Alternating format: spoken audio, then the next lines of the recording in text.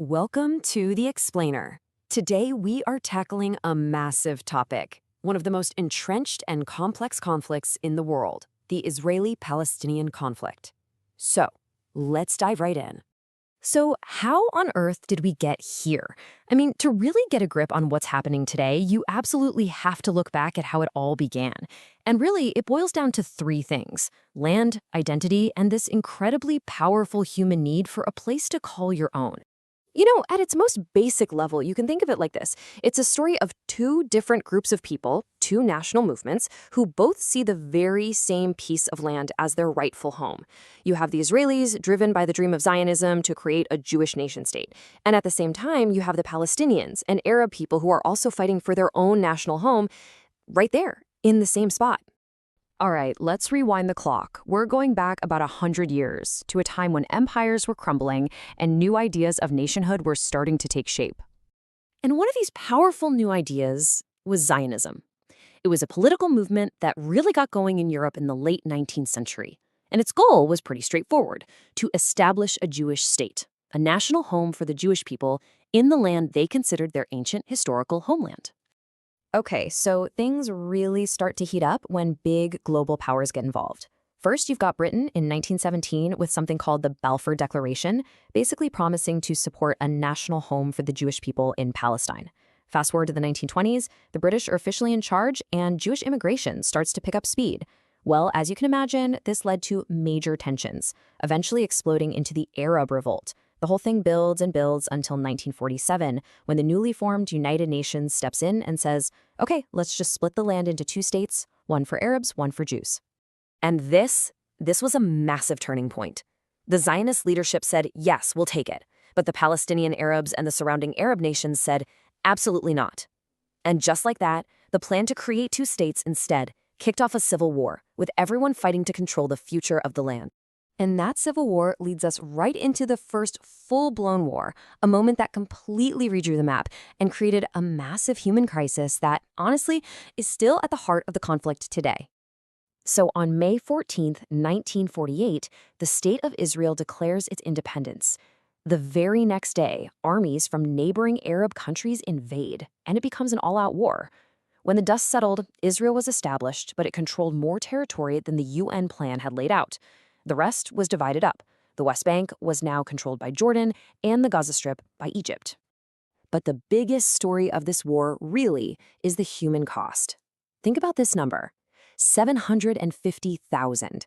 That's how many Palestinians either fled or were forced out of their homes during the fighting. They left villages and cities that were now inside the new state of Israel, and this created a massive refugee crisis that has never been resolved.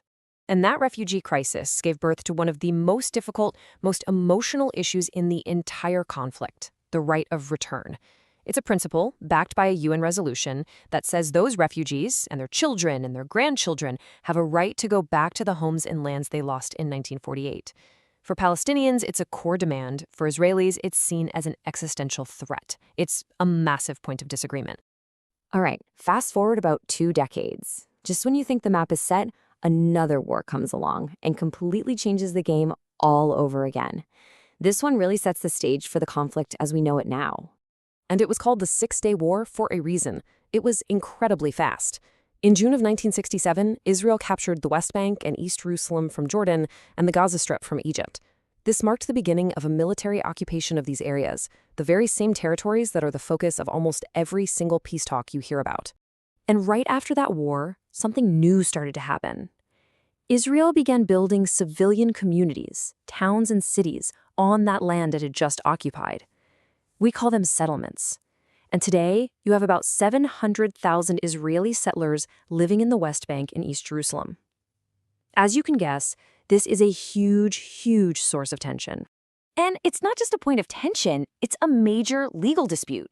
Pretty much the entire international community, including bodies like the UN, considers these settlements to be illegal under international law. They point to the Fourth Geneva Convention, which basically says you can't move your own people onto land you're occupying in a war. But Israel sees it differently. They dispute that legal interpretation entirely. Their argument is that the territory isn't technically occupied because it wasn't a sovereign state before 1967, so they call it disputed territory. And if it's disputed, they argue then that part of the Geneva Convention doesn't apply.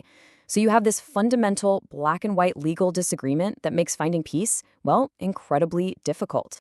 So, with all these seemingly impossible disagreements, you might think no one's even tried to make peace. But that's not true. There have been some really major efforts over the years, even though, unfortunately, they've often been interrupted by more conflict. And you start to see this recurring pattern, this cycle. In the late 80s, you have the First Intifada, a big Palestinian uprising, that actually pushed people to the negotiating table and led to the famous Oslo Accords in the 90s, a huge moment of hope. But then, when those peace talks fell apart, a second, much bloodier Intifada broke out. It's this tragic rhythm of uprising, followed by talks, followed by breakdown, and more violence that has really marked the last 30-plus years. Now, the end goal for almost all of these peace efforts has been something you've probably heard of, the two-state solution. It's the big idea, the one the world has largely supported. It envisions an independent state of Palestine in the West Bank and Gaza, living right alongside the state of Israel. Sounds simple enough, right? Well, not so fast. There are some massive hurdles that have stopped it from ever happening. And maybe the biggest hurdle of all is Jerusalem. This isn't just any city. For Jews, it's the site of their holiest temples. For Christians, it's where Jesus walked, taught, and was crucified.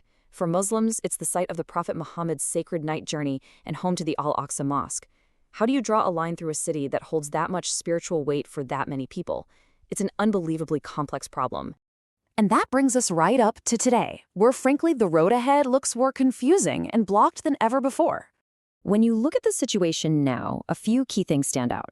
First, Palestinian leadership is split. You've got Fatah running the West Bank, and their rivals, Hamas, in control of Gaza. Then there's Gaza itself, which has been under a tight land, air, and sea blockade for years. On top of that, any serious peace talks have been totally frozen for more than a decade. And the result of all this, sadly, the violence continues. And maybe this is the most telling sign of where we are. Take a look at this data. Support for that two-state solution we just talked about, it's plummeting. Just a few years ago, more than half of both Israeli Jews and Palestinians were for it. Now, it's down to about a third on each side. People are losing hope in the one solution that dominated the conversation for decades. So here we are. After more than 100 years of conflict, the biggest, most fundamental questions are still on the table, still completely unresolved.